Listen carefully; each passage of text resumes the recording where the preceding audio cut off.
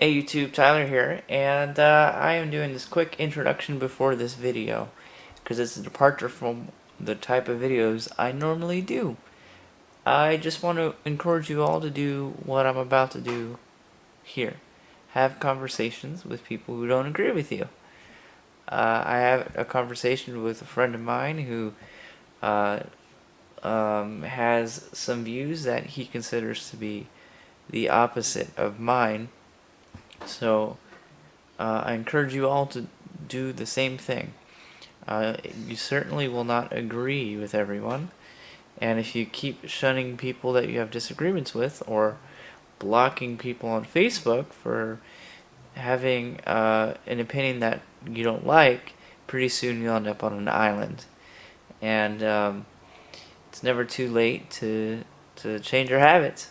Another great thing too with conversations like this, people start to see comparisons of philosophies. You will probably see a comparison of libertarianism and his point of view, which is very different. And yeah, you may find things wrong with what I said or with what he said. Either way, keep it cordial. Um, be constructive. Don't name call. Don't be a jerk. You're allowed to be, but you suck if you're a jerk. No, you don't suck, but no one likes jerks. It's your right to be a jerk. Anyway, I'm rambling. Enjoy this very long conversation, or if you're watching the follow-up video, which I'll put this beforehand too, enjoy his perspective. And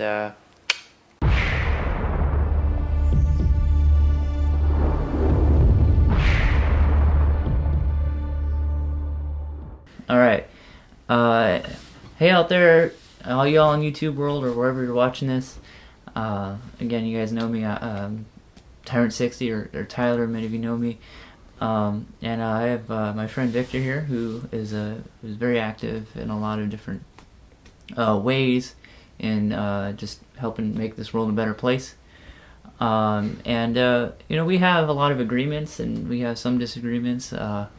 And we just have different methods to improving this world. So we're just going to have a conversation and see where this goes. You mentioned you're left-leaning. How would you describe your political views? Good question. So it's tough to answer because there's such a stigma around both the far left and far right. But I'm definitely very far left. I was born in Russia, and so I guess I got a little bit of communism sprinkled on me when I was born because I'm super left-leaning in terms of wanting free healthcare, free pretty much everything for people. So to be more concrete, like I believe not in communism, but something called a technocracy. That is something like a democracy, but involves a lot of technology. It also stems a little bit from the Zeitgeist movement. Cool, nice. Well, many of you who watch me on YouTube know my views as well. But first, to preface my views, I will kind of explain my history and activism. Was pretty apolitical in high school, but then when I got to college, I started getting more active. And when I went to university, I went to Cal State University Northridge, and got introduced to the California organizer for the Ron Paul campaign, and I became the YFP president at Cal State University Northridge for the Ron Paul campaign. And during that whole campaign, I was really involved in those levels of political organizing, with everything from phone banking and like door hangers to like meetings and organizing, just organizing anything that needed to happen for Ron Paul and his campaign. And then I got really, really turned off from all of politics when Ron Paul got totally screwed by the Republican National Convention. when it came to the floor and they say, okay, we don't want to count the votes for Ron Paul, who says, say nay if you don't want it to happen? Nay! The whole crowd yells, and then they're like, okay, well, no nays, let's go on to next. That's that sort of level of screwed. So for like a year and a half, 2 years, I was like, F politics, screw all this, all of this was for nothing. The Republicans, especially that campaign, were really shady. So I transitioned from being involved in politics on a macro scale to being involved in politics on the local level. For the past 2 years, I've been really fighting for impoverished people, like homeless organizations, and supporting organizations like City Team. And with that, I've become an ally to the homeless and the impoverished through like local level interaction. Mm-hmm. And that's where most of my efforts have been. And if you can't tell from my history, I'll give you a nutshell of my political views. I'm a libertarian minarchist, and even the word libertarian has so much weight to it because a lot of people associate with anarchy. But the basic premise is a libertarian minarchist means government only needs to be as big as it, or government has a very limited role and should be restricted to that role. And based off of one's beliefs within that can vary, but I definitely think government has outgrown its necessity, and it has gone in a lot of directions it shouldn't have gone. That being said, it's a weird political time. Donald Trump is right now the president of the United States of America. Yep, there's a lot of anger right now, and a lot of activism happening as we speak. But I don't know if you wanted to expand upon your opinion on what all of politics of the United States 2017 are looking like for you. Sure. Gosh, this is such a huge thing to talk about when you're on the left and you have like the antithesis of everything that you try to fight against. It comes into power. I have so much to say about Donald Trump, but essentially, really he's just a motivator for the people on the left to keep working and realize that the system isn't going to help you. We've tried voting, we've tried doing everything we can within the system. Now we realize that it's just only getting worse. We have to keep fighting outside of the system. That's really refreshing for me to hear from someone who identifies as someone on the left. Because often, for many years, even during the Occupy movement, what you saw a lot of were people on your side of the aisle saying, we need the system to fix this. And the system used that to, you want me to fix this for you, vote for me and I'll make it happen. And then you had like what Hillary Clinton ended up doing with the Wall Street bailouts and everything. Me as a libertarian, I think the system is completely corruptible and dangerous. And to transition that to my opinion on Donald Trump, I think Donald Trump, although is a terrible president thus far, it seems, it's actually a good thing he got elected, because right now it's helping people realize how messed up the system is. Additionally, I think right now with all the anger that's happening, there's a couple humps we need to get over before we start to see real progress. I think one of the first humps we need to get over is getting past, like, everyone's a Nazi, punch everyone. Of course, someone who's actually a Nazi should be punched. I completely agree with that. But right now there's a lot of labeling happen. Like, people on the right are saying, you guys are commies, and you guys are the violent, degenerate people who just want free lunches. And people on the left are saying, like, you guys are fascists and you guys don't care about poor people, and we need to resist. anyone who says anything we disagree with, and right now there's a lot of just friction that we need to get past. Tensions are high. Tensions are very high. I think the next hump we also need to get over is realizing, although Donald Trump is a part of the problem, not like getting him out of office or him not being president anymore isn't going to fix the problem. Like the problem is much deeper than Trump, and simply resisting Trump isn't necessarily resisting the system, because I think something that people get wrong about the United States often is they'll think whichever president in office, who is in office, whoever that is, dictates where the country is going 100%. And certainly Barack Obama, George Bush, Bill Clinton, Ronald Reagan, and Bush Sr., certainly they guided the country, but there's a lot of inner workings that we have to like get through. And right now I think Donald Trump in a lot of ways is like the fall guy for those issues. But you've been on the front lines for a lot of this effort. You've had more of an ear to a lot of people who are on those lines. What are you taking from just all this friction you're seeing? Good question. That's a really long question. I'm sorry about that one. So, I can't say that I've been on the front lines of everything. Only the area where I'm most on the front lines of is like the issues around immigration and workers' rights.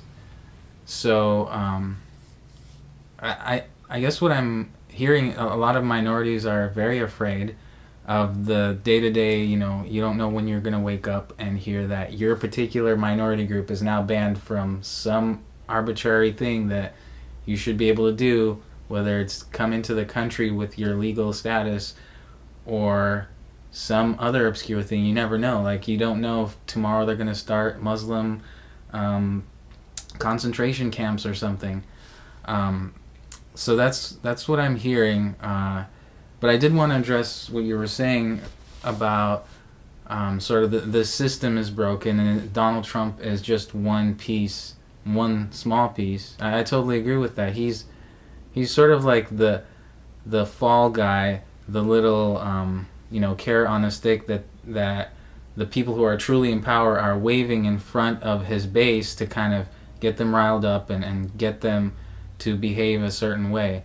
But really, it's the people with money who are buying votes and pushing the scales down in their favor. They're the ones that we need to address. And of course, all the policies that they put in that make the system broken. Yeah, I absolutely agree. There's a lot that's being overlooked, like Big Pharma and like the Koch brothers and George Soros have more political influence than I would say even Donald Trump.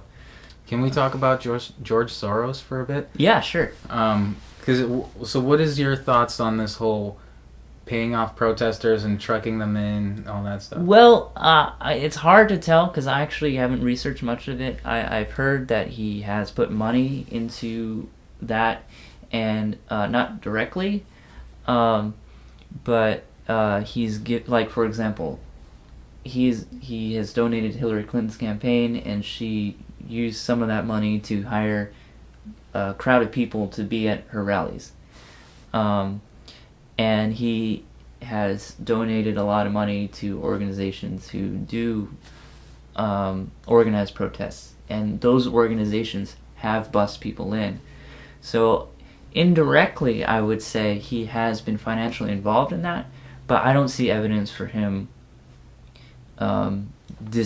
specifically writing up a Craigslist ad like, I need 1,000 protesters. Mm-hmm. What do you think? Yeah, no, I definitely want to address that, because any type of conversation about George Soros bringing in left-leaning protesters to protest Donald Trump, I think is totally ridiculous, and it's actually from the other side. It's like a false news story planted to get the right wing mad, and it was created by the right wing. Potentially. What I mean by that is I actually have personal experience working for James O'Keefe, who is part of the Breitbart organization, and so I'm also familiar with the kind of tactics they use. Do you know James O'Keefe? Mm-hmm. Not personally, but Well, but you know, like Planned Parenthood Mm-hmm. and Acorn, what he did there. So they use these type of disruptive tactics to prove a point, and so here, you know, they're trying to generate a news story out of somebody coming to a rally because of a Craigslist ad. It's not George Soros, and I'm confident that it's sort of being planted to create a bigger deal than there's actually is happening. Because if leftists want to protest Donald Trump, they would do that. They don't need to be trucked in and paid. They're happy to do it for free if there was actually a need for that. But I do understand that he does support the quote unquote left agenda, which if you look at Hillary Clinton, if he's helping her, is she leftist? Because No. she certainly doesn't agree with anything I want.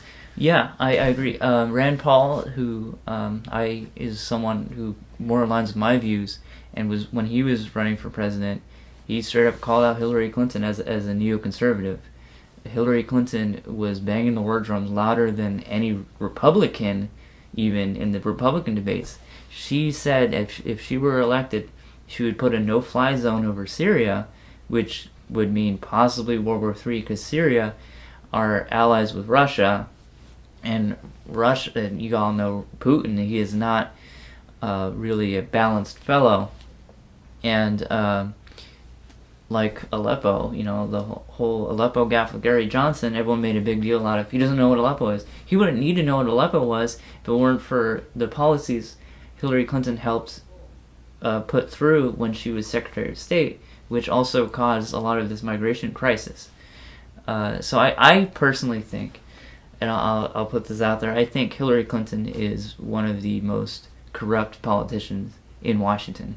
And that's why I actually think that Hillary Clinton, she being elected, would be worse than Donald Trump being elected, because Hillary Clinton, before she was really running for president, she was directly quoted saying that she would build a wall south of the border, do it exactly, and have a immigration policy similar to Donald Trump's. Additional to that, she had this like really war policy, and if she were elected, she would have nowhere near the resistance that Donald Trump is experiencing. And in order to help get herself elected, she was using language like, if you don't vote for me, you're a sexist. If you vote for Donald Trump, you're a racist. And that language is dangerous because it turns it into, like, I am the ally of women, I am the ally of the minorities, when really they're using those people to get votes to go and do their own agenda, like what Hillary Clinton has done through a lot of her career. They're allies to the minorities that have power. If you're a minority and if you're not well off, Hillary Clinton isn't going to help you. Or, well, I think also part of it too is votes. Like a lot of people in California were turned away from polling places because they came to polling places without an ID. In 2012, we caught the DNC in Southern California sending out mailers to people in Spanish, and we read what it said, and it said, you know, come to the polling place whether you're legal or not, basically. So I think part of how people in the Democratic Party have gained power over the years is using the language of we're your allies to get votes. And I'm not saying people who are Democrats aren't allies with minorities, and vice versa, Republicans aren't allies with minorities. But I just think Hillary Clinton is one of the best examples of how far someone will go to get those votes. And to expand on Soros really quick, I mentioned Soros not because of the busing people in. I mentioned Soros because of how much he financially contributes to certain people's campaigns. Surely, and there's, I would say for every George Soros, there's 2 or 3 on the right. You know, I can't remember all their names, but they're like the big casino tycoons and, you know, people from China. Anybody who's got a vested interest in the status quo is supporting probably both parties, but definitely the right wing, because they're very clear about they're gonna make people with money happy. But I have to comment on something you said earlier about the illegal immigrants voting. I think I have to say, because everyone would hate me if I didn't mention this, that there's definitely no illegal, I don't even want to use the word illegal, undocumented people voting, because there are systems in place to make sure that you can't just write a random name and place a vote. Mm-hmm. There's verification for that. If there was illegal immigrants, I apologize, undocumented immigrants voting, this would be a huge story. There would be tons of evidence to support it. Mm-hmm. But it's actually quite the opposite, where most people who are in those minority groups don't vote because they don't feel like their vote is worth anything. It doesn't matter if you vote for Hillary or Donald Trump, like you said. They're probably both going to build some type of wall. They're probably both going to put policies in place that aren't helpful. Right. And that can help transition us into this next phase of the conversation, because you and I agree on a lot. We certainly agree that the two-party system is basically null. The Republicans and Democrats agree on most things, and they'll pretend that they're enemies and have opposite philosophies. They'll make a big fuss over things like Obamacare, which certainly healthcare is very important, but right now the big gripe is, are we going to cancel Obamacare, or are we going to just change Obamacare? And it's like, it doesn't matter, it's just a name. Like, healthcare is healthcare. And I like Romney Care. Romney That's my Care. favorite. He name invented it, right? For Obamacare, yeah. Yeah, so Mitt Romney, in my opinion, it was a clone to Barack Obama minus skin color. If you watch the debates in 2012, Mitt Romney and Barack Obama, after every question, they're like, after every answer, Barack Obama would give an answer, and Mitt Romney would look, well, I certainly agree with everything Barack Obama said. So I will just like to say, I second that, but to make it even better, and vice versa. Like, I agree with what Romney said there, but to expand upon that, and really the only thing that didn't get Mitt Romney elected was him being such a strange guy, and this whole thing with the dog on the roof of his car. And I think this time around, the American voters were really aware of just the that's ridiculous. Like, I'm so tired of the fakeness of politics. So they finally voted someone who looks totally different in Donald Trump, who his rhetoric wasn't, I'm going to be really careful about what I say. I'm just going to say whatever's on my mind. And it might be different than what I said a week ago, but I'm still going to say it, type of thing. And as a libertarian, I've been aware of this for years and years and years, and been really tired of it. Since we both agree that the two-party system sucks, what do you think needs to change about government? What would make the government better? Like if your ideal, everything that happened in Washington in the small nutshell as you can make it. Okay. Well, there's sort of like, if you want to get to a good place, there has to be a transition from where we are today. So in my mind, there's sort of levels, what can we do tomorrow to make things better, and what can we do, like, where can we get to 5 years from now that will make things better? So some simple first steps. I would listen to a lot of what Bernie is saying, because I know where he's coming from is somebody who's so experienced that he knows what are the things that are really we can actually accomplish, we can actually get to. So these are things like getting money out of politics. It's a very simple concept, but it creates so many problems. And I'm not just talking about campaign finance reform, which would simply make it so that only people can donate to the candidate and not big corporations. I mean, that's an improvement, but still, that's just like, well, if I have more rich voters than you, then my rich voters are going to give me more money, and I can, have more commercials. That doesn't solve the problem. The true solution is to stop the campaigning and create a sort of very systematic, protected way of doing the campaign instead, where every candidate gets 5 minutes or however long, 10 minutes to talk on TV, and that's it. They're not allowed to use money to further the message, because that's not democracy. That's you're buying the democracy with your dollars. And I could go on about essentially what we want to do is change our laws, change our system so that it can't mess up. It's like designing a tool that's not going to hurt you. If you could make a hammer that you can't bang your thumb on, would you do that? I would get that hammer, and that's what I want our government to be like, so that people like Donald Trump can't come in and try to like sell off all this public land that's extremely valuable for 100 different reasons. Something like that should not be possible, and I would like to see our government move in that direction, where we protect certain pieces from being changed. What's another good example? Like, for example, we have laws to protect minorities and people of different sexual orientation and religions from being discriminated against. Let's protect animals from being discriminated against, or being slaughtered, or being, having their wildlife encroached, so that it's simply not possible no matter who is in office. Yeah, unfortunately, and I heard a recent case about this. Someone tried to sue the police for shooting their dog, and unfortunately, Constitution currently doesn't recognize animals as right people.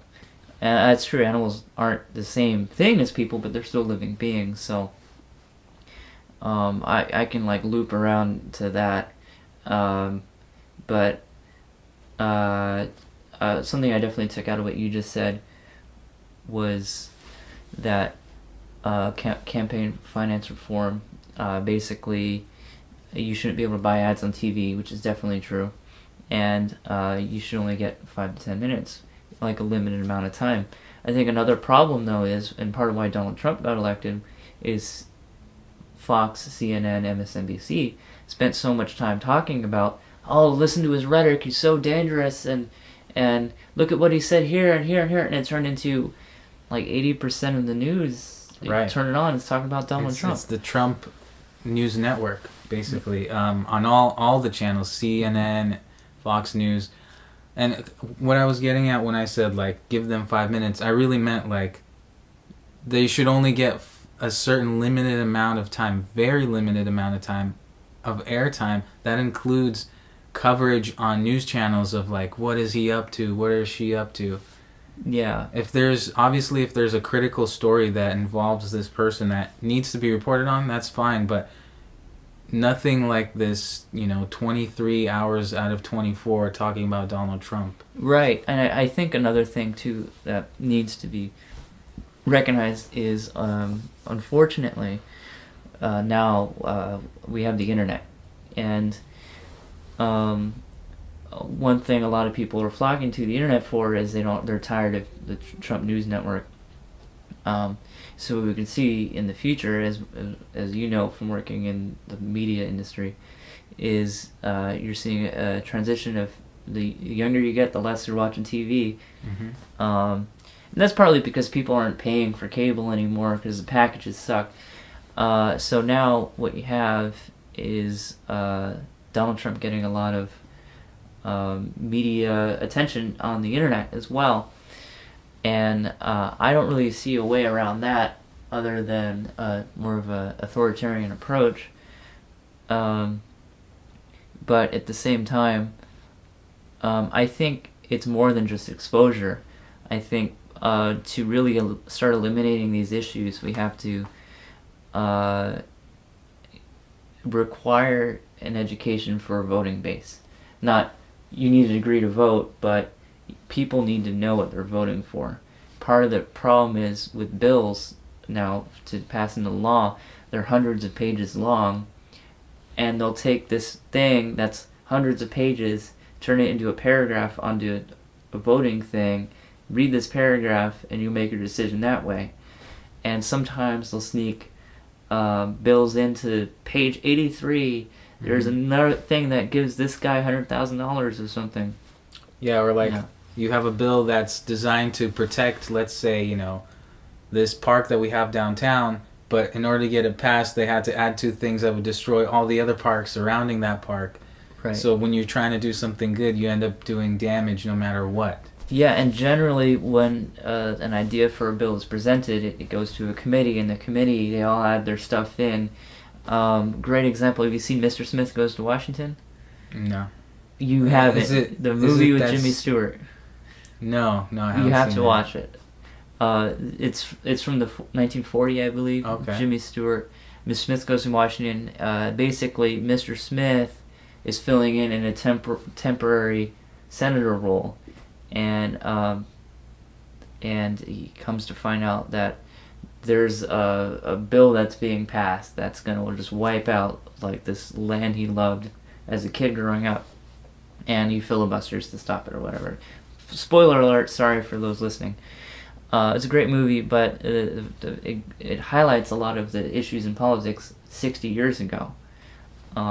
And the issues back then were the same issues today. There's like financial incentive in a lot of different areas, like big oil and things like that. So I definitely think, with that example, that finance reform is essential to start solving these problems in politics. And I do think it's only going to get worse unless we first address that issue. The further systematic issues beyond that, like just to touch on the animal thing, you mentioned animal cruelty and animal abuse, and to expand upon that, like our food system sucks. Like we cannot go for the rest of humanity on our current diet of, I don't know how many cows I've been a part of eating through my whole life, but that's one of many issues that we will not be able to sustain for the remainder of human history. And to speak on my impression on what government's role should be, as I mentioned earlier, I'm a minarchist. I think part of government's job is to protect people, and protect people from not only other people, but also protect people from things that are dangerous, like the Oroville Dam situation that happened recently. That's the government failing at protecting people, because if infrastructure failed because government didn't do their job, type of thing. And I think there needs to be, instead of issues, I don't want to call them minute because they're not small issues, but instead of the whole world's going to crumble if we don't build a wall south of the border, actually refocusing things to, okay, how is the United States going to be here in 100 years, or how is the world going to be here in 100 years if we don't start addressing deep systematic issues within not only our government but in our society as a whole. And just from a perspective on the left, what is, in your opinion, the government's role in all of that? So we ran out of footage there. We are back. We're back. So you were talking about what do you think the role of the state is? Yes. Well, I think the role of the state has been so convoluted with our current interpretation of what the left and the right are, and how you're sort of supposed to choose between this one side, which wants to help people but spend a lot of money on it, and the other side wants to just not spend that much money. And since that means we can't help people, I guess we can't help people because we have to save money. The truth is, we can do both, and we can do both better than we are doing it now. So my perspective is the state should have a department or at least one person like dealing with issues on every level. It should be involved. The same way you would run an organization, like a company that needed, somebody to handle garbage, but it also needed somebody to handle competitors and new technologies. Everything the state should be doing to help the people. And if it has to spend money, that's okay, but it should spend very, very efficiently and not waste any money. This idea that just because you're on the left, that means you want to just like blow money, that's not true. And I would love to see the abolition of money ultimately, because truly we have everything we need in abundance. We don't need to like hold power over one another with finances. And that's very controversial. A lot of people they can't imagine a world without this one common denominator that sort of equalizes us, which is money. But it is very possible. We just have to give it a chance, and we have to transition into it. It can't be overnight. It might have to be multiple generations have to go by before we can live comfortably and not fight with each other in a system that doesn't need money to function. And one important thing I also want to touch on real quick is the environmental situation that we're in is ridiculous. It should be, all these environmental problems should have been solved a long time ago. Like, we need to have weather stations and different kinds of like scientific outposts at every location we can. We need to quantify what resources we have. We don't know how much oil is out there. We don't know, we don't know what's going on in Antarctica or like north part of Canada. We need to be measuring all of that and have really rich information. We're technologically capable of doing that, and there's absolutely no reason why we're not, except the state isn't doing it.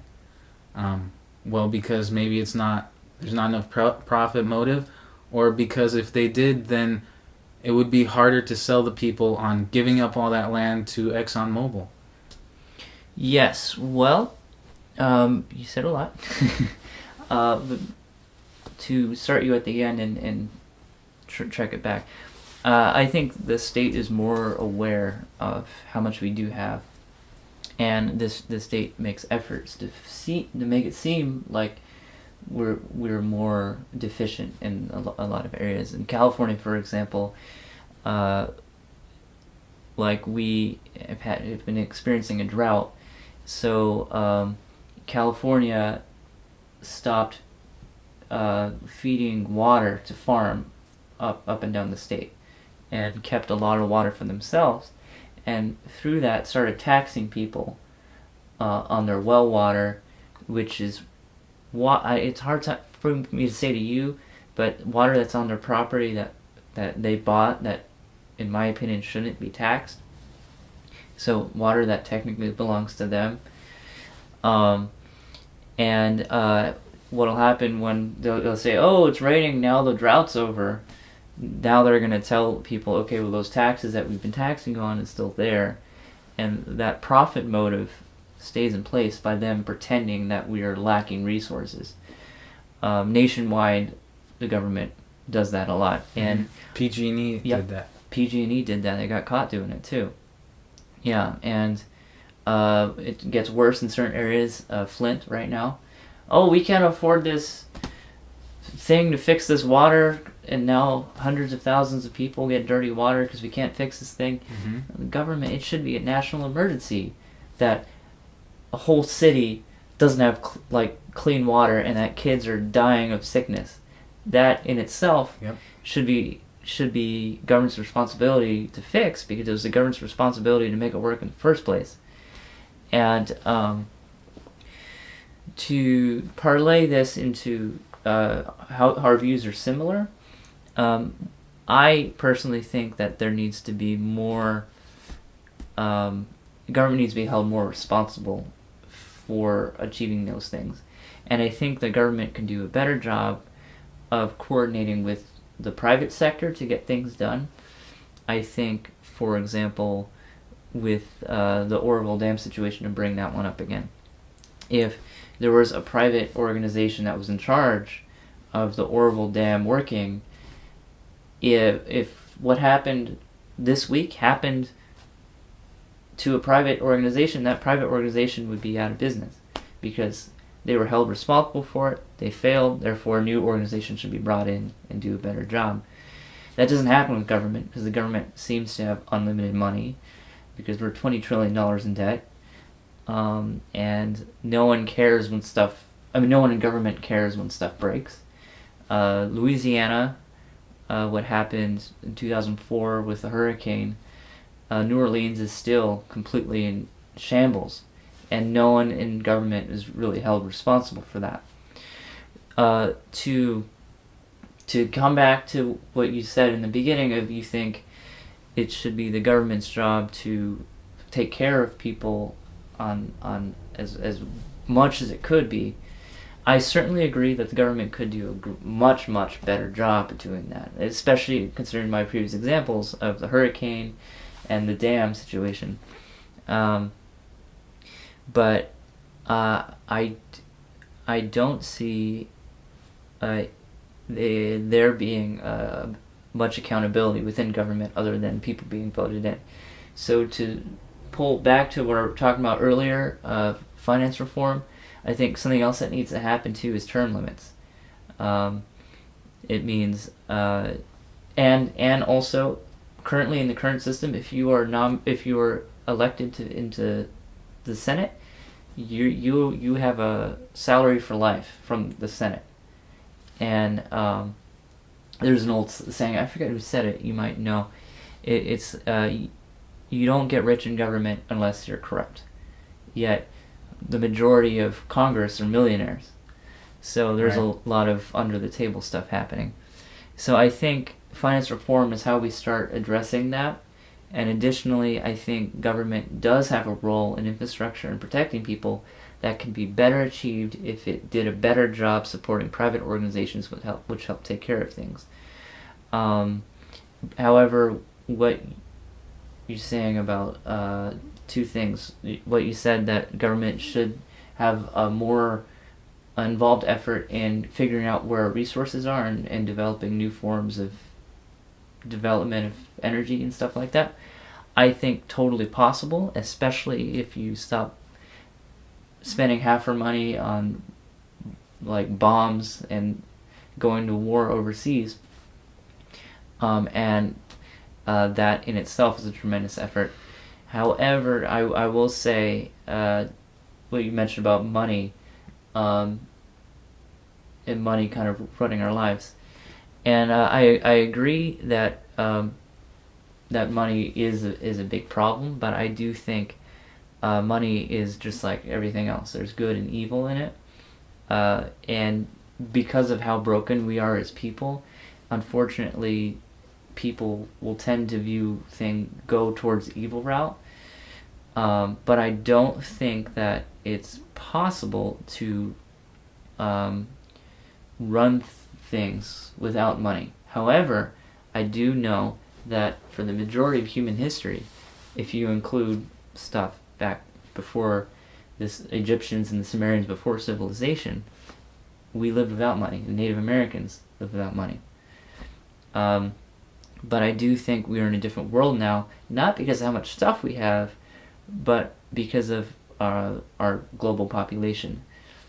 I think a big factor as to why Native Americans were able to survive peacefully, or for the most part, for so long, was because their population was so low, and it was within their cultural and religious system to live and coincide with nature.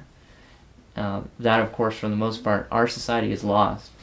But I don't think it's personally don't think it's possible that we can live without currency.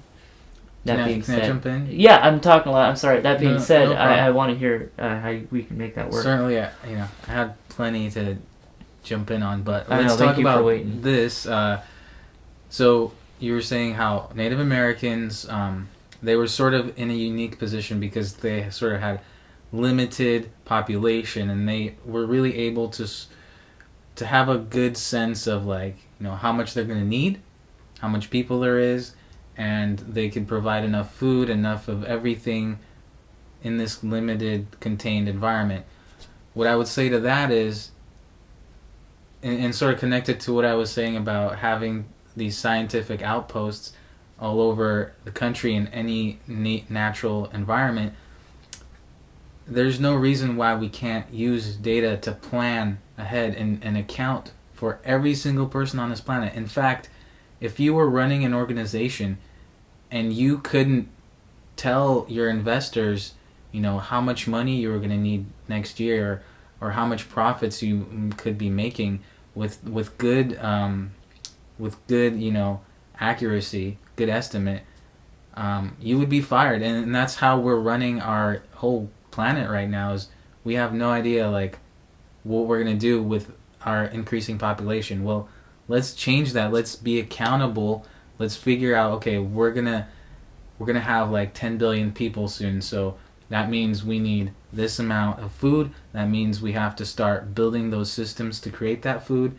And pretty soon you'll see that actually we can live in that small world again, even though it's not small. It's just numbers. In fact, the more people we have, the more efficiently we can feed each individual person. Mm-hmm. You know what I'm saying? And of course, also good and evil that gets brought out from people. We're broken now, and we need money to kind of to make it so that people are actually doing the right things in the world. Well, eventually, hopefully we can heal ourselves enough to where we're in a good place, and then money is sort of almost obsolete because we're not trying to kill each other. We use money for so little things. Eventually, just the usefulness of it wears away on its own. Yeah, unfortunately, with the brokenness and the good and the evil. So my belief is until humanity evolves, we're stuck with this kind of brokenness, I believe, at least. And to talk about the evil of money, right now in the UK, there's an epidemic happening among men. Right now, the leading cause of death for men in the UK is suicide. And right now, there's a study happening in the UK trying to figure out what's going on. And one of the correlations they're seeing in this data is the vast majority of people doing this are wealthy. Like, they're not poor. They're most of them outside of even the middle class in the UK. So I think that's evidence to show. And Citizen Kane, Rosebud, he was miserable. Right. He had all the money in the world.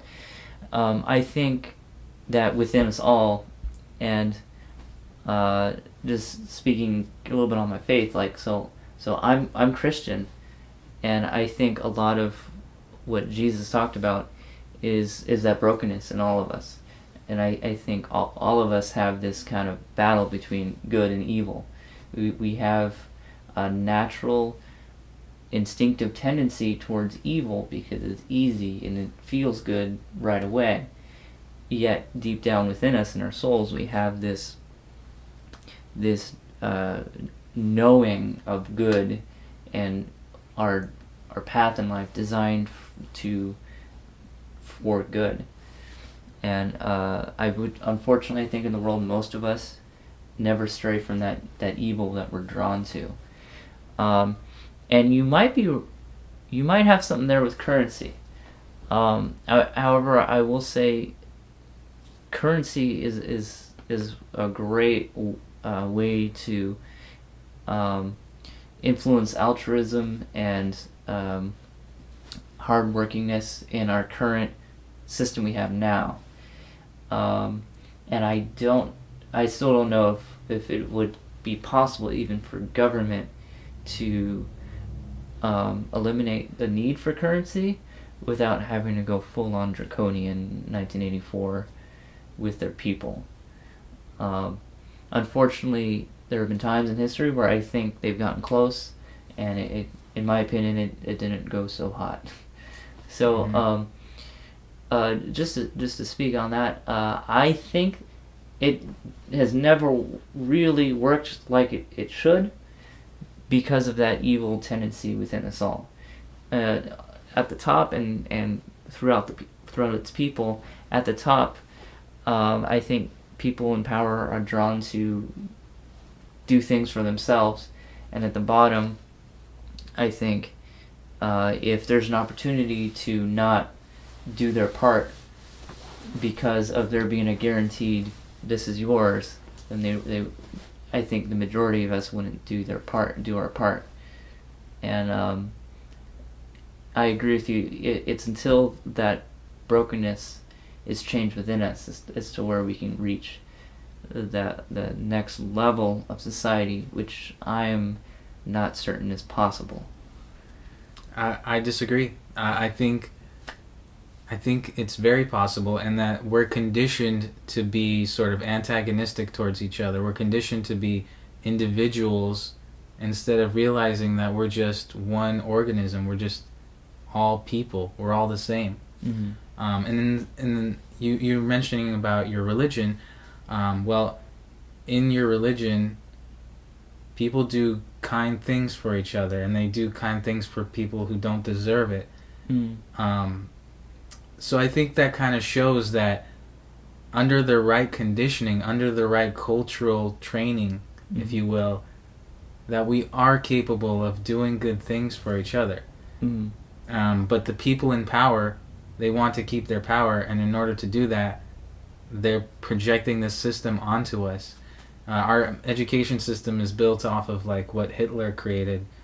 I'm not sure if you're familiar with what I'm talking about. I know exactly where you're going. So I'm not trying to go anywhere. I'm saying I disagree. I think we can overcome all this evil nonsense if we just make that our culture. We don't have to have police if we sort of stigmatize being a criminal. And if we were closer together, if a criminal felt the social pressure to do well and didn't see all these advantages to go against the system and to gain something for himself instead of for the larger good, there wouldn't be, like, criminals wouldn't exist. So, that sounds very libertarian. That sounds like if we took away all the laws, for example, we could all take care of ourselves. Would you say potentially that? No, I'm not saying, or what I'm well, trying... who would enforce the laws if we didn't need police? Is my question. The larger community, so, or the smaller community, depending on what it is. If we're in a town, for example, and some guy kills someone in the town, it's the town's responsibility to find the person and do something to make sure he's punished for that. Sure. The punishment may not be what you consider punishment, but yeah. Okay. No, that's really interesting. I do agree that the police have gotten way out of hand, and there's a lot of terrible violence on both sides. Like, there's been a lot of unfair shootings, and there's been a lot of police who need real serious psychological care because they've been told to just enforce the laws and don't really take care of people.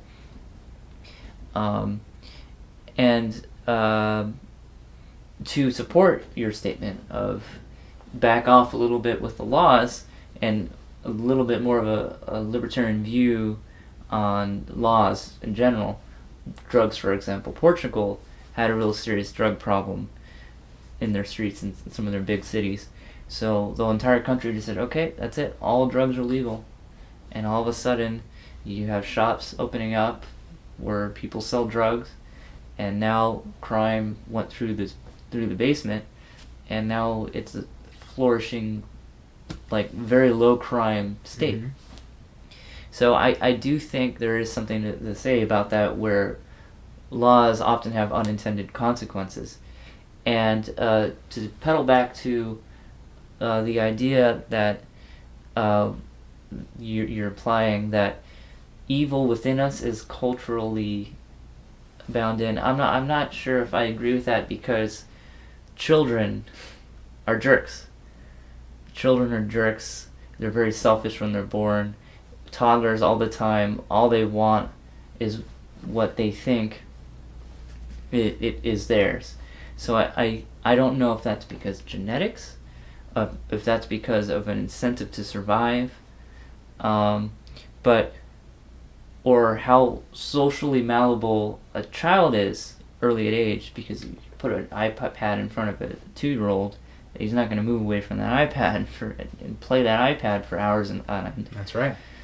But I tend to think that, as I mentioned, genetics, I tend to think that we carry across through genetic information from our parents. Mm-hmm. So I think that a lot of our brokenness is from us way back hundreds of thousands of years ago having to survive, and what we're coming to now, we're like, everyone knows how to use a TV like right away. That's really weird way of me saying that. If it is culturally put into us, I think it has been ingrained into us for hundreds, if not thousands of years.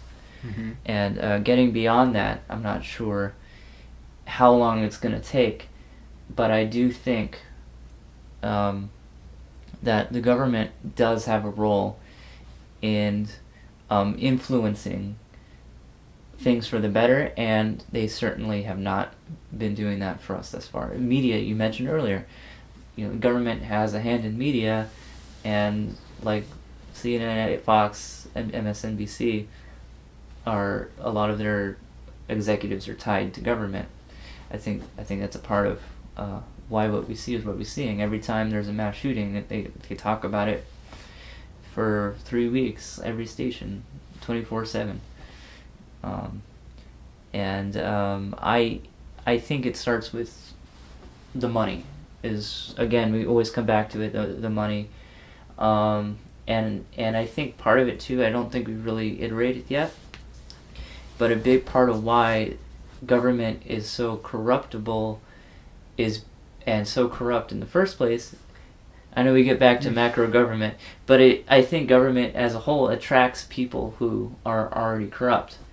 Oh, I can become $100 millionaire by being a senator. Oh, I want to do that. That's easier than buying a lottery ticket.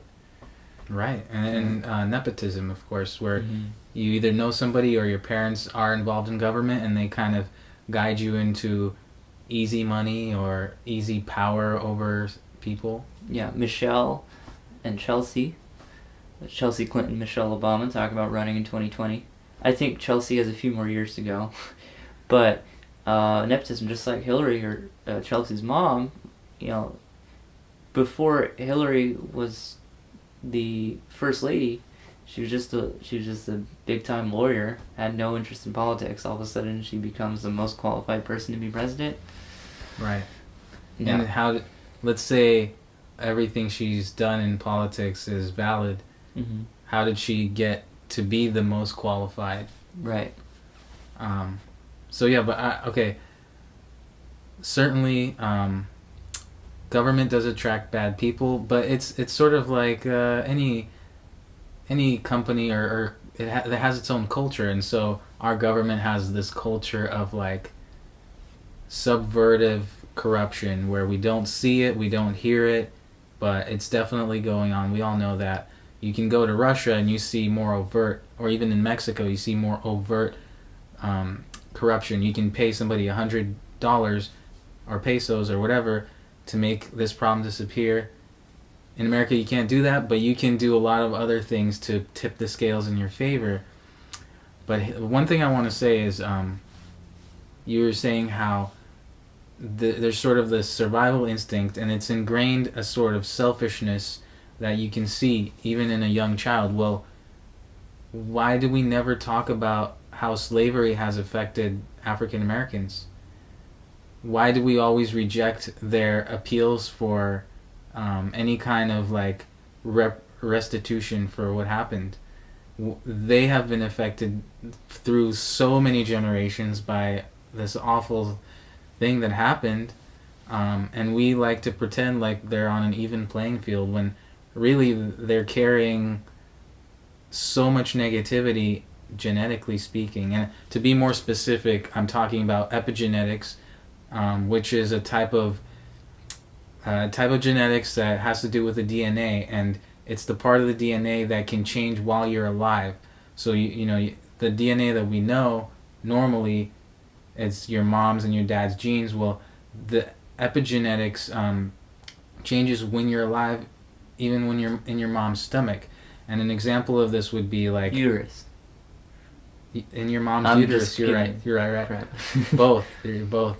But so if your mom is stressed out while you're in her, and you come out, you're gonna carry some of that same what do you call that, cortisol or whatever. Cortisone. It's gonna be in your system, and you're gonna be like a stressed person. I think that I experienced some of that myself. Mm-hmm. Depression is genetic as well. Depression, alcoholism, and what they find in so many of these vicious like killers is the same thing, which is they were traumatized as young kids, and then that has affected them to the point where it's changed how they think.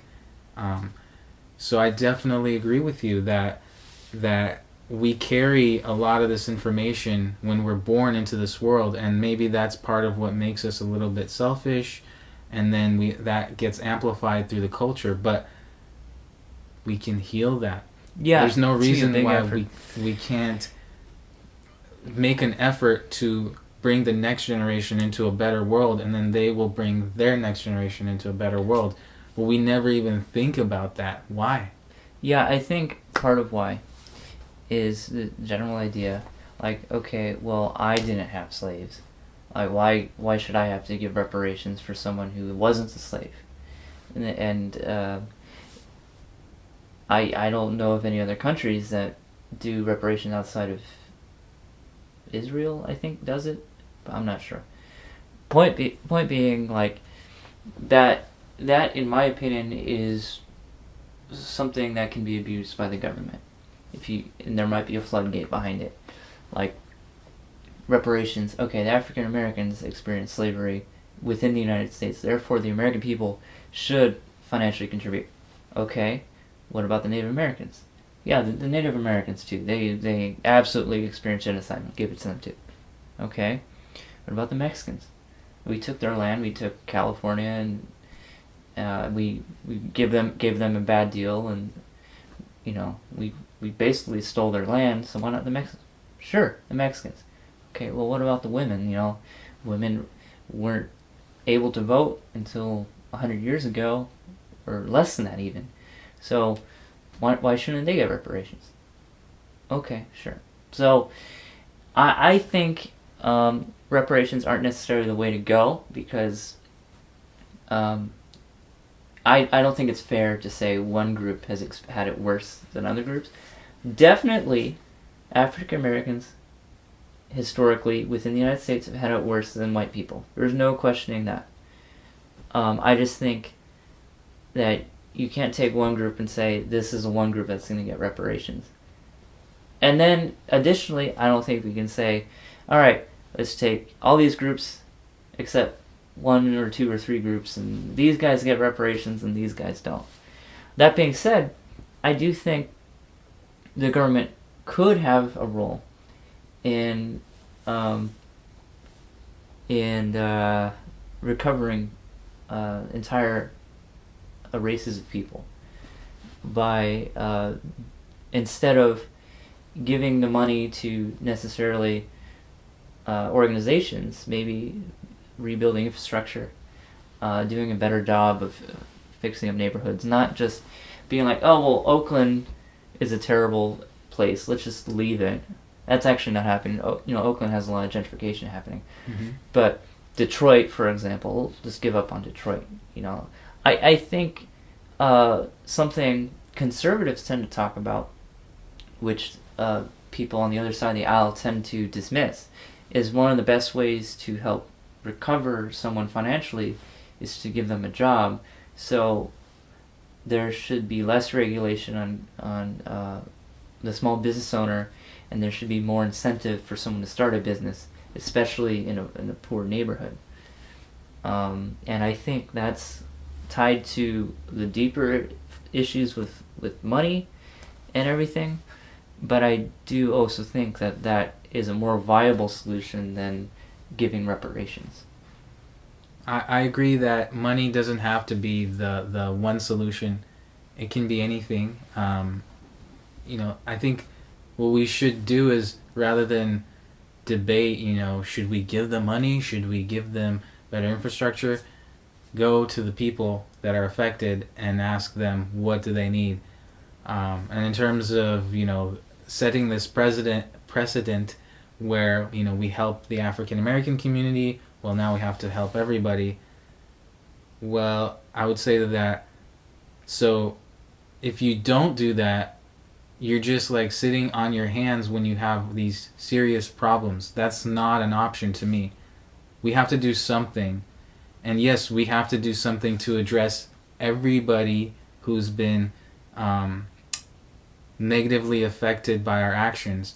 And what I was saying earlier, it wasn't to try and say like we have to give reparations. I was just simply pointing out that there are people in this world who have so much, they carry so much genetic like negativity I into agree this with that. world. Yeah. And that needs to be addressed. And like, for example, with Native Americans, we do give them land, right? Correct. So and that's casinos. something. Yeah. And casinos, we give them the right to generate money for themselves, which in this system is a good thing. Ultimately, it just causes the downfall of the people because you're feeding them all these like negative sinful things into their culture, like gambling away all their money. Yeah, and feeding them money, which, as we've established, is the root of a lot of evil. That's right. But we are doing something, so at least that's something. It'd be great if we weren't screwing them over with all the treaties, but that's an example of doing something about a problem. But I think before we get carried away and do 20 more subjects, let's talk about one thing and Sure. maybe possibly end it on that, which is government accountability. Like, how do we stop the breaking of all these treaties? How do we actually get reform in the police department? How, like, we can get these laws passed, but then, Donald Trump Jr. is going to come in and repeal them all. So what's even the point? Like, where's the accountability? So that's why I'm a libertarian minarchist. I think government has no business even having the ability to say, you guys need to build this pipeline here. I think that's between the pipeline and the people who own the land. Unfortunately, with reservations, it's a little bit more complicated. But I also don't think government has the business, bombing people overseas. I don't think the government has business with saying to, like, an entire group of people, like, okay, you guys have to move to this spot. I'm just being very general here. As a minarchist, I really have to examine each part of government and say, okay, why are we spending this much on this and this little on that? Like, you mentioned scientific research. Like, NASA's funding has been, like, completely cut. Okay, one of the greatest dangers to the human race is asteroid impact. We have had many of them within our lifetimes, of ones that are small, but if a big one came out of nowhere and wiped us out, that'd be it. That's a big incentive for government to be a part of. But a lot of this other stuff, I wish I could recall something I knew was like absolutely like government waste. I think government has no part in.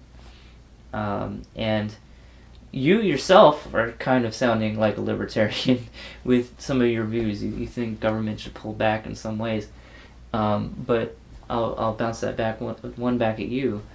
Like, what do you think? Can you help me understand exactly what you're talking about? What ways was I saying that the government should pull back? Well, definitely with finance, you got to take money out of politics. That's going to pull back a lot of things. But another thing you mentioned, war overseas, inappropriate. We shouldn't be doing that. Those are the two big ones. I caught you. I think I also mentioned that the police, like we don't really need police. We can pull back. That one I do stand by. I think the role of the police, if you look at history, you can learn so much about what are our options as a civilization. So we kind of forget about the police. It's almost like we have to have them. We don't realize that they're actually a fairly new invention.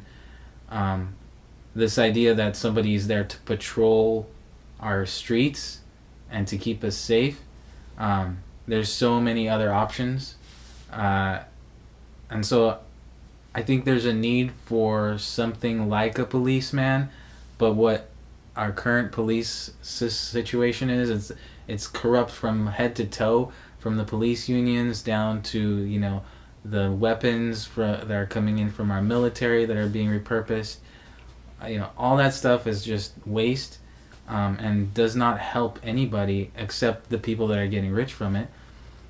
So yeah, I guess I do sound like a libertarian maybe, but I don't believe that I'm actually on the same page with libertarianism. What's your gripe? With libertarianism? I think libertarianism takes sort of like a hands-off approach.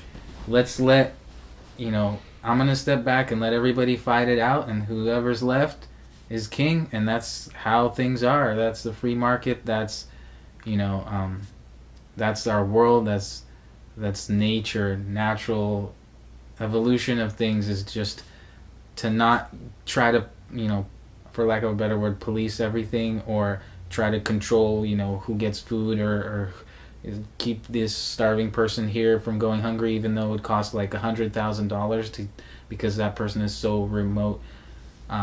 To me, that's an unfair situation because we do have the intellectual ability, the financial ability, the resources to do it.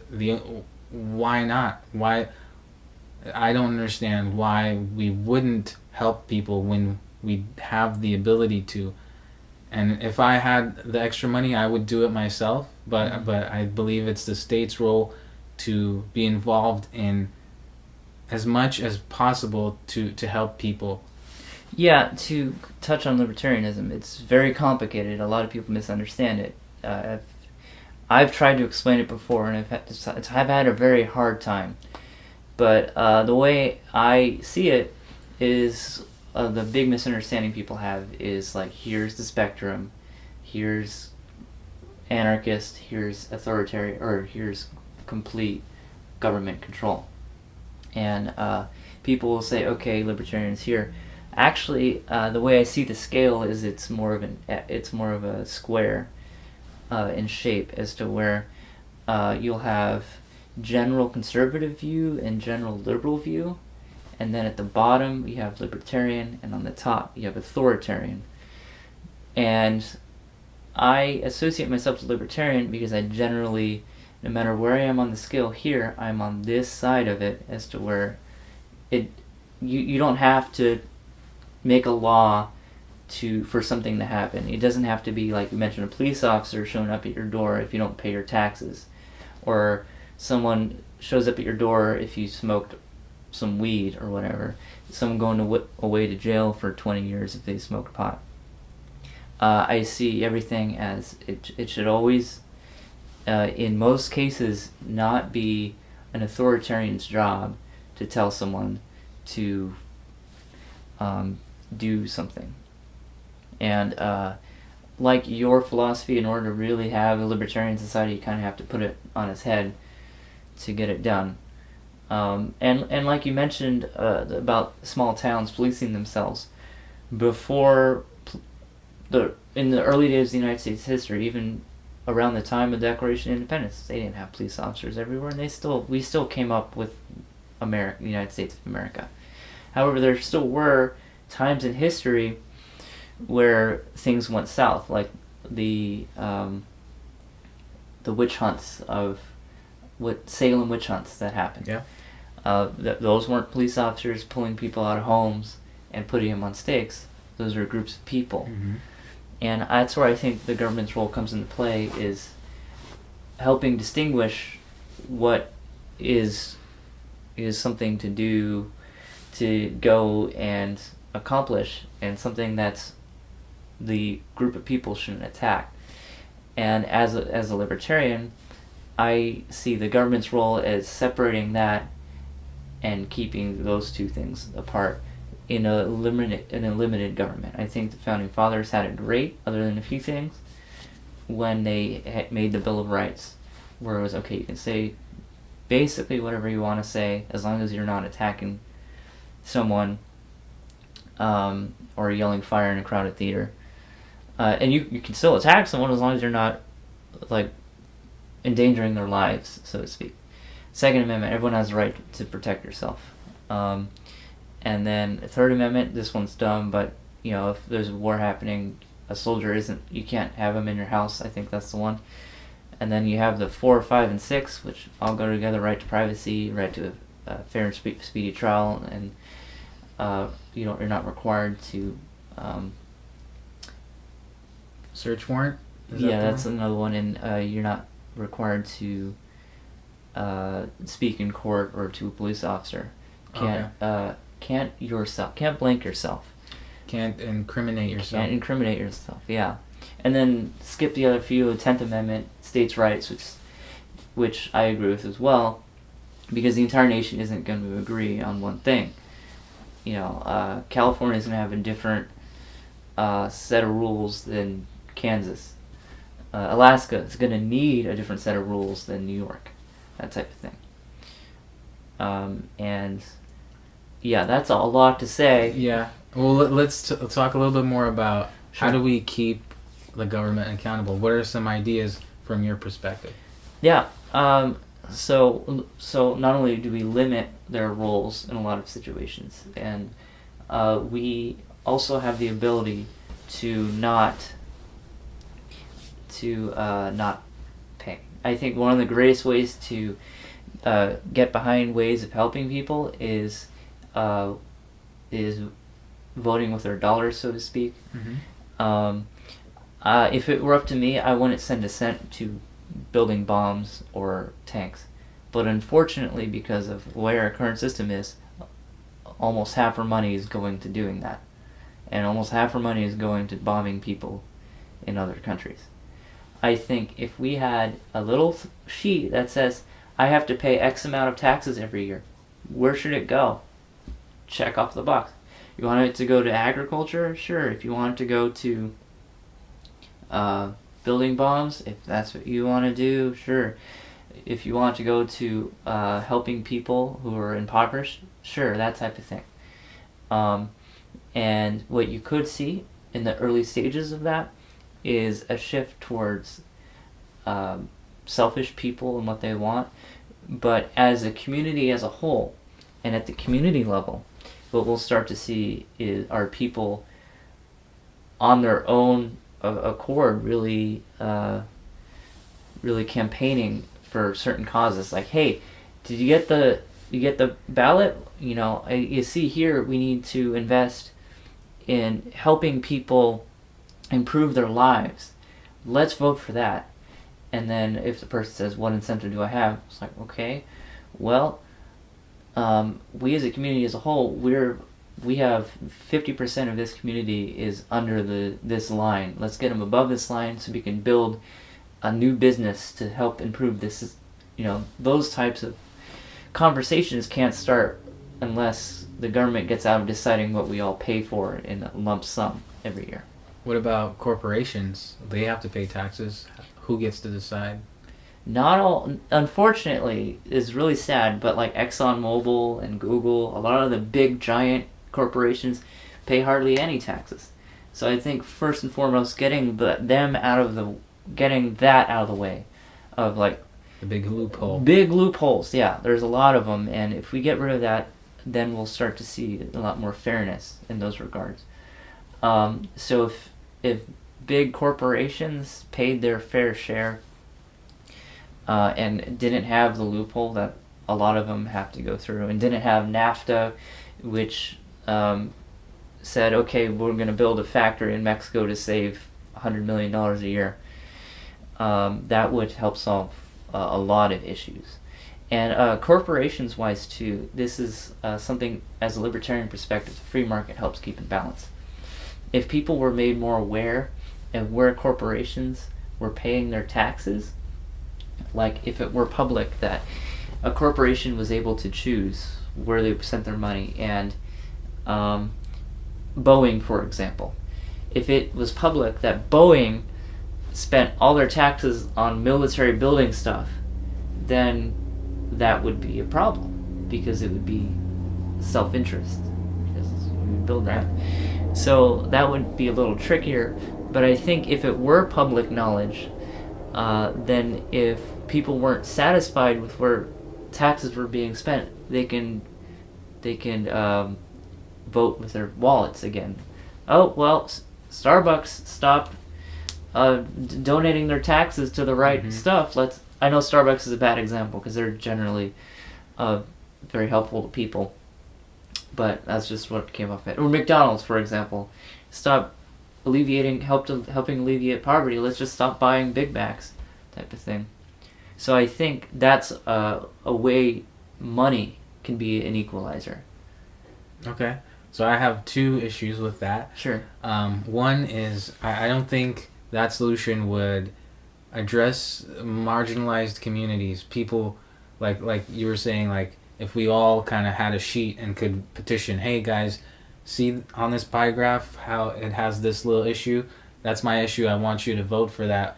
The people who don't have a lot of people representing them, let's say an arbitrary minority group like Polynesians from New Zealand, they wouldn't get the same type of community access as, like, I don't know, white people, because white people just have way more money and way more people trying to get everybody to check off that their taxes would go towards that thing that the white person needs. Yeah, in LA. to touch on that, Polynesians, are you thinking on the sheet, would Polynesians count as Asian?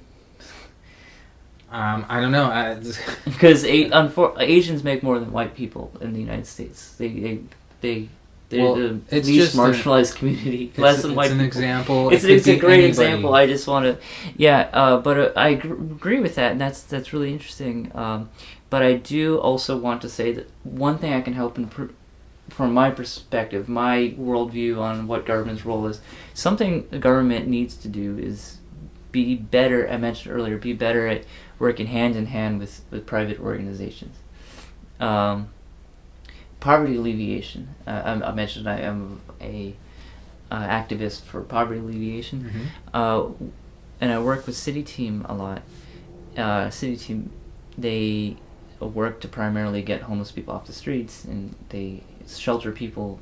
They have addiction recovery. They shelter women and have a birthing home for homeless pregnant people, and the list goes on and stuff they do. But they don't get a single cent from the government because they're a Christian organization. The way they run their addiction recovery program is they have a faith-based 12-step program where part of people's study will tie into the Word, and they're not saying you have to be a Christian in order to be a part of it, but we're just going to give you these perspectives on what these people thought 2,000 years ago about what you're struggling with right now, and it helps. Would it be correct to assume that they are a non-profit organization? They are a non-profit organization, correct. So they not only do they get the advantages of being a non-profit, but they also get the advantages of being a religious organization, which doesn't pay taxes to the same level that other things do. Correct, but there are still non-profits that get a lot of money from the government to accomplish what they need to do. I was just bringing up city ministries to bring up the example of how successful they are. Your average government-run shelter has a success rate by getting homeless people off the street and keeping them off the street of about 30%. city team has a success rate of 75+% of that. A lot of that's because of their professionalism and their understanding of solving the issue. Yep. But if an organization like that had more money, they could expand and help other marginalized communities. But because of the separation of church and state, they aren't getting the money. I agree with the tax thing. What do you think of taxing churches? I think religions should not be excused from paying taxes. Okay. Well, my whole thing on the tax thing is there's a parlay. So I do think there is a way churches should be taxed, and there's a way they shouldn't. Churches, I would say 99% of churches are free admission. And if you like the church you're going to, you donate on your own accord. Just like a nonprofit. If you want to support this organization, you donate. But there's a very small percentage, maybe less than 1% of churches that have like paid membership. If you want to come to the church, you have to pay X amount of money every month to be a part of it. And there's some churches that use peer pressure, and I would say, I think the whole Mormon church you have to tithe in order to come. Otherwise, you're going to be not allowed to enter the door. They should be taxed because you are forcing someone to buy something to experience what you need. About churches and taxes, vast majority of churches do not. The church plants, like a brand new church that's wanting to start, vast majority of them don't make it past their first year because it's entirely on donations, and most of them are in small communities which don't have a lot of people. And those churches in the cities, they have a hard time getting off the ground because there's the property tax on the city and the fee to hold the land when you're competing with coffee shops that are basically guaranteed to make money in a city, they often get pushed out, especially when like rents for buildings are constantly changing. So, and another thing too, a common misconception with churches is all they do is people hear someone preach for an hour on Sundays. However, this isn't the case. The majority of churches have way more available, like support groups for people who are struggling with things. A lot of them offer counseling, and I think it's in California a regulation where if you are going to offer counseling within a church, you have to have a degree for it. And a lot of them offer support to organizations which do things like alleviate poverty, and a lot of them organize mission trips which are helping people overseas with their needs, people who are like really impoverished, who really need the help. And I think if churches did have the taxes, that we would see a lot less churches. I think in Europe, religions are taxed, and there are not very many churches in Europe now. And I think there is a role within the church, not only it be Christian, it be Buddhist, it be Hindu, there is a role in community building and developing a culture of caring for people within a church. That's not to say that there aren't bad eggs out there, but I do want to point this out because I want to alleviate any chance of this argument. But the Westboro Baptist Church, which is very misguided, has less than 100 people. They are the radicals of the church, and they're showing up everywhere across the country. They just happen to be very active in what they do. And I mean, same goes for any religion. There are radical groups, and that being said. Sure. So I definitely agree that churches service the community in so many ways, and the better ones are able to do the things that the government is failing at, such as actually get in touch with their community, actually figure out what the needs are, and provide those services. But I do strongly believe that there needs to be a separation between church and state. Yep. And there should not be any favoritism, even if it's sort of unfavorable towards that particular church or religion. It just has to be an even playing field. It almost plays into what I was saying about money. Why is money a bad thing? Well, it's because it creates an uneven playing field. If I've been alive for 75 years, I've managed to accumulate more wealth than somebody who was born yesterday, and now I can use that wealth to accumulate more wealth, while that person is at a disadvantage. So I don't want to see that disadvantage on either level. But I respect that churches do offer a lot. In fact, when my family came to America, we used some of those services, the bagged meals that they provide, the free meals. We used that, and I'm super grateful that it existed. Even though we were Jewish, and I'm assuming the church we went to was Christian, but I'm grateful that it was there. Yeah. And they let us in. Yeah, as an inequality of income. If you were 70, your statement was wasn't absolute. A guy 75 years old has this much money. One of two ways. One is he inherited it, which I think has some issues. But the other is this guy who's here has worked his whole life to get here. You, just being born, has just been born. Like, my issue with what you're saying is, well, sure, this person who's 75 years old, like Donald Trump, he's pretty damn old. I think he's 70. This person has worked for their money. You know what? He's earned it. This is all true. But this baby that was born yesterday never had the option to go and be born so it can earn the money. Maybe if it did, it would have earned the money, but it didn't have that option. Now it's forced into the world to sort of compete in the economy against somebody who has more wealth than it does. Well, let's be fair, because you're setting up a really easy argument to attack, and I want to be fair to you. In the country in the United States, we have it as to where you're not officially considered an adult until you're 18, and then you're really in the real world. Up until that point, it's your parents' responsibility to take care of you. But I think an important thing to note is certain people are more successful than others. Certain people inherit more than others. But the most common factor in having a poor child to grow up is how many parents the child has. If the child is born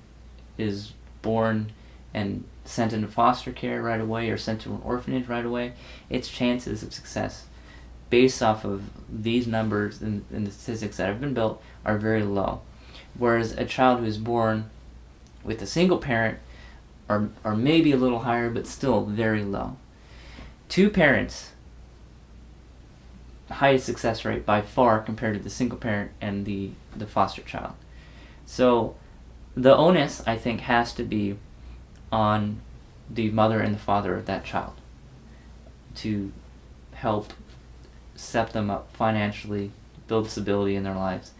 That being said, I know there are communities which don't have the ability to have as much stability for their children, but there are situations where people will grow up and have success. Like Ben Carson grew up with a single mother and going from house to house, living paycheck to paycheck. Now he's a neurosurgeon. Those are outliers to the general sense. That being said, there needs to be more accountability for parents. If someone is a single mother, the government is not helping the child. I mean, they are, but they're not, by adding to the problem by simply giving the mother enough money to keep the child going. I think the government can do a better job of incentivizing people to have two parents and to not adopt their children, send their kids into adoption or into foster care. I'm happy to hear that, because I think we finally found something that very, very different perspectives. I couldn't disagree with you more about the single parent thing. Although it is a reality that the statistics are correct, I think what's really underneath those numbers is the nurturing that child gets. And it's not about how many parents does it have, but how much time is the mom able to, or dad is able to spend with their child. But the kid can't get the time because the mother's so busy working to take care of the child. Yeah, right, that's but my point. that has nothing to do with the number of parents, but it has everything to If do you have with... two parents, you don't have to work as long to take care of the kid. You have more time to spend time with the kid. Well, that's in one situation, but if you're a single parent, like, who has $1 million, you can spend all the time you want with the kid, but these parents still don't spend that time. Right, but Paris Hilton, great example. Millionaire and end up screwed up. That's when we bring into play income mobility.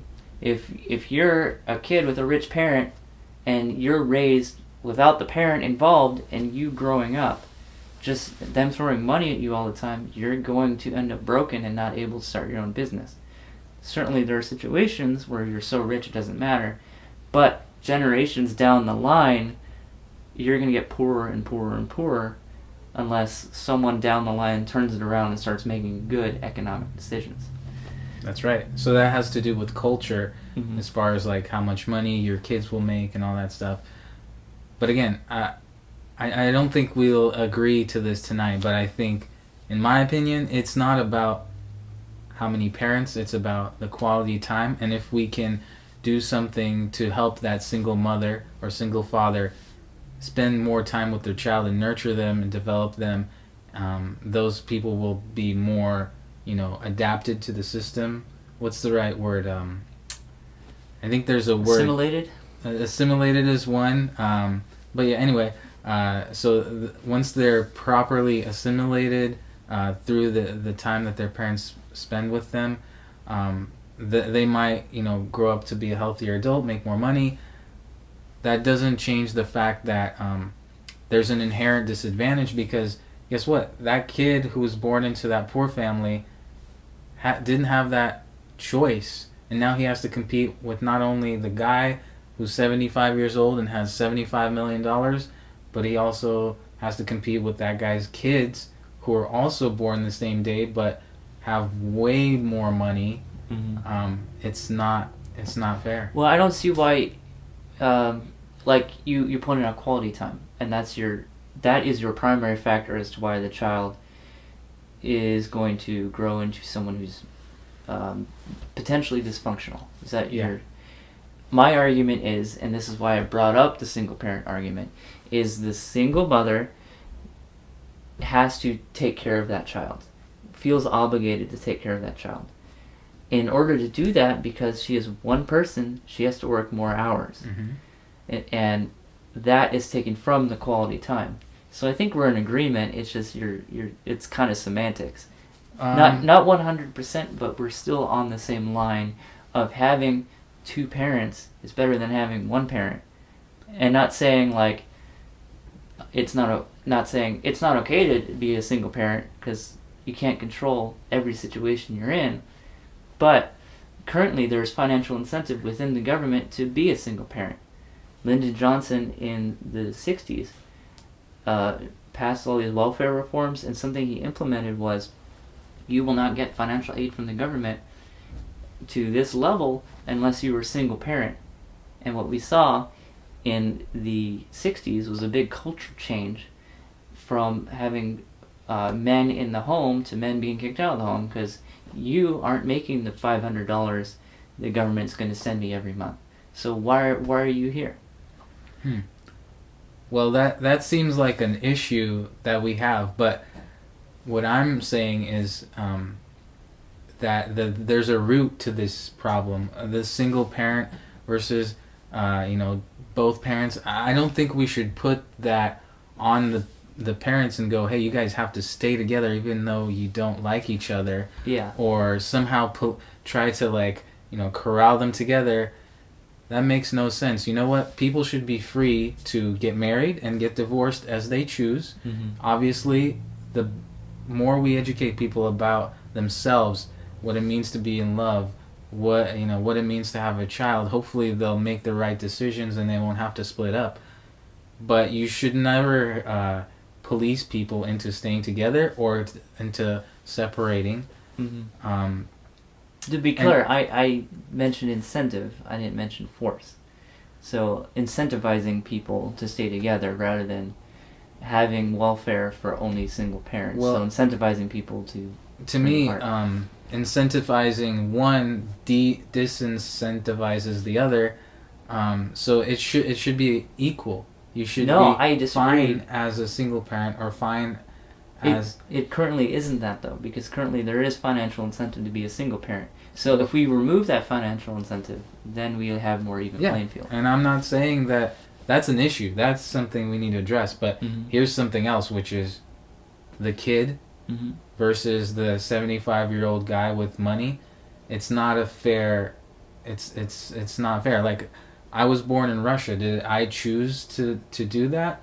I would have rather been born here to a family who's well-adjusted so they can raise me, and I would have an easy life, and not worry about trying to scrape enough money to pay rent.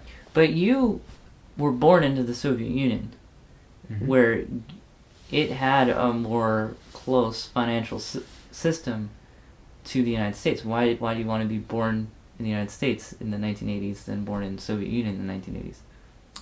Well, because the Soviet Union, although it has a facade of being like the U.S., it's actually nothing like the U.S.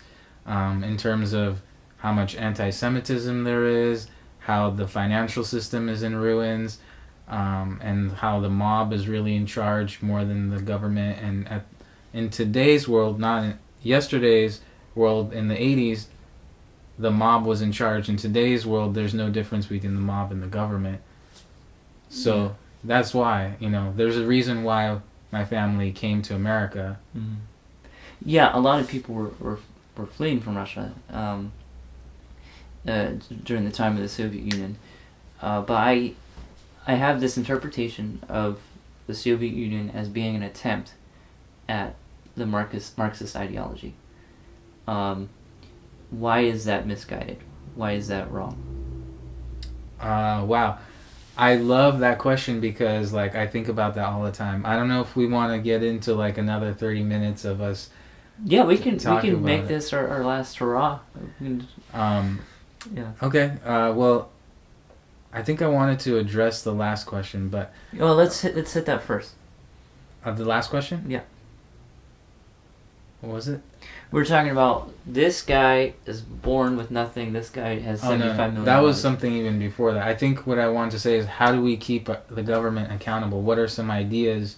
Oh, way back. Well, I mentioned my ideas about you pay for you pick where your taxes go. Yes. Yeah.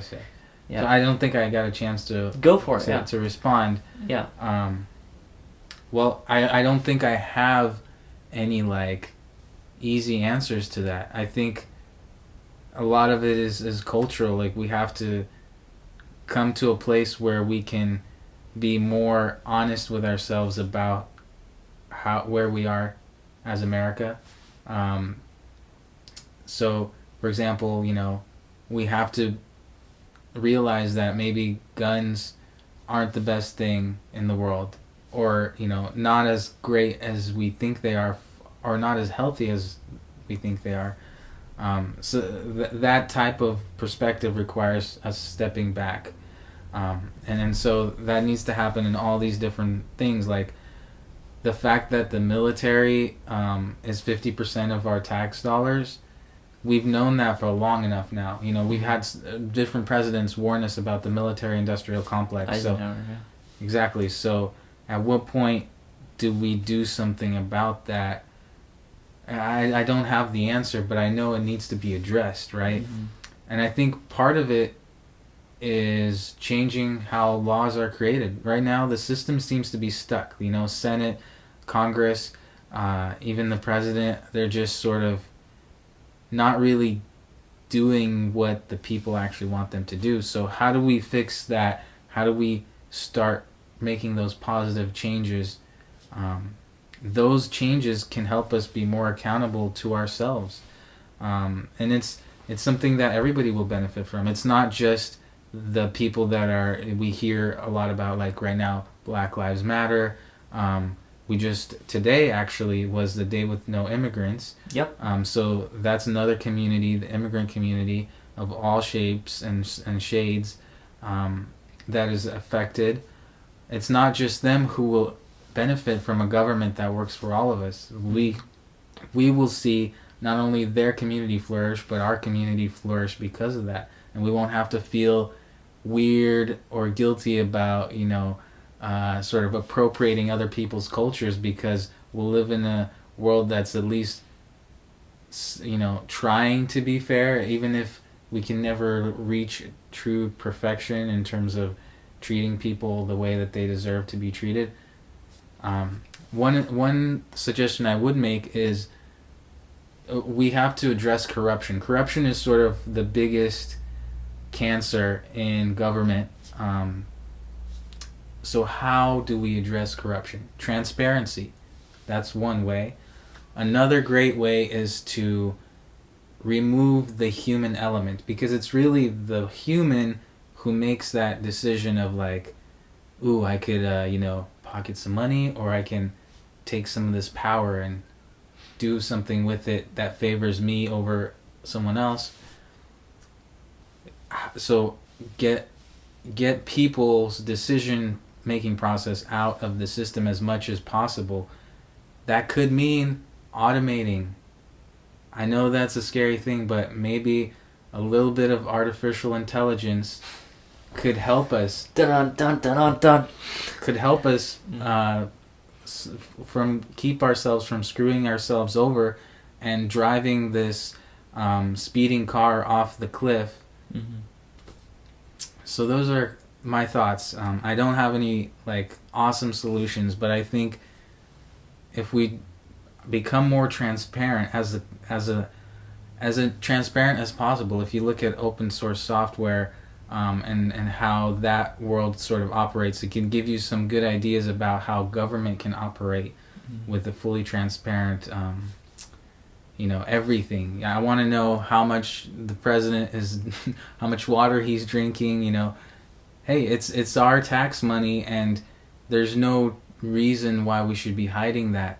Even when it comes to this whole thing about our enemies can't know what we're doing. That's why we can't say what the FBI is up to, what the CIA is up to. That's so corruptive. Like that veil that they're hiding behind. It's where all the problems are. It's where, the corner of your house you don't sweep. That's where all the cockroaches are. So let's sweep the whole house. Yeah, I forget if it's Jefferson or Washington said that every 100 years within the United States there would need to be a revolution. I think the Founding Fathers designed it as to where our government required community involvement. It just so happened that the bigger government got, the less involved we got, and that's part of why I want to pull it back so we can really make a difference. Revolution-wise. Today, the immigrant walkout, I think, is a very powerful form of protest. And I think what's happening now in this country is we're seeing a lot of action, and there needs to be more focus on what needs to get accomplished and how it can be accomplished. Immigrant walkout, a great way to make a statement, but I think there needs to be more action that generates a solution. If you want to be based around government, I think people this next election cycle really need to really pay attention, and I would implore everyone in our audience, between now and the next local election of yours, pay real big attention to the bills that are being passed and who's going into office. And let's really get behind people who really want to make a difference, not just who want the power of government. I agree, and I want to add to that. I know a lot of people who feel like voting doesn't do anything, and I want to validate some of those feelings because there's a lot of people who are screwed, whether it's Hillary or Trump or Bernie or Bernie and Ron Paul are the ones in recent history people talk about. Ron Paul. I'm sorry, I want to say Lyndon Johnson, but it's not Lyndon. Gary Johnson. Gary Johnson. There, people are still going to be screwed. Jill Stein. Yeah. There's still people who even Jill Stein will not be left enough, or will not reach them.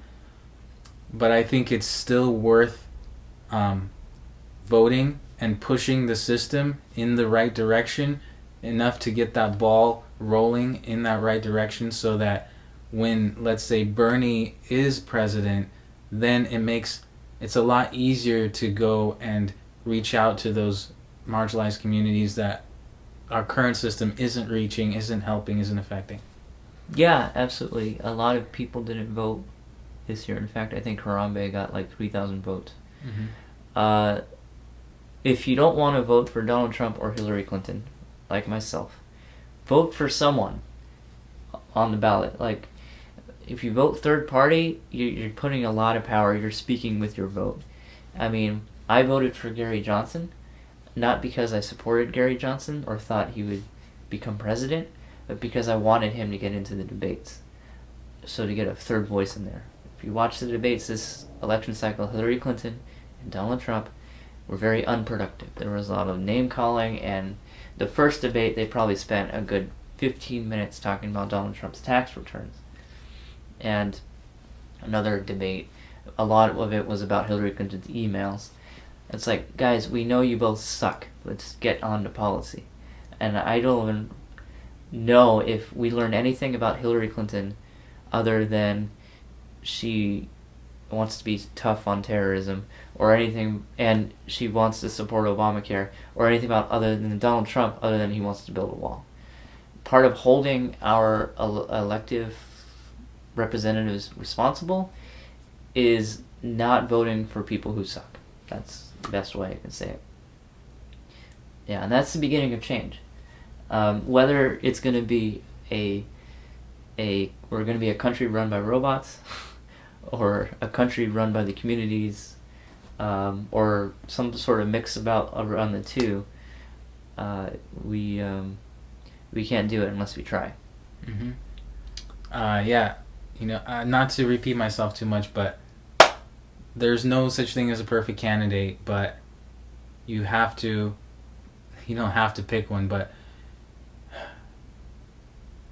you have to understand that there are candidates that will hear you out, and there are ones that will not hear you out. So please help everybody by choosing the ones that might actually hear you out. Cool. So we left off on a question Yes. before. Do you want to address that, or do you want to? Can we do like an overtime where different video? Yeah, like people can, if they like this hour-long video, yeah, it's about an hour, I guess. I don't know how long it was. Yeah, let's do that. So I'm gonna wrap up this video here. There's gonna be another video on the other side talking about some more politics stuff. We're gonna talk about communism and how it was attempted and how it failed. Yep, and how it could succeed potentially. So I'm gonna cut that here, and I'll talk to you on the other side.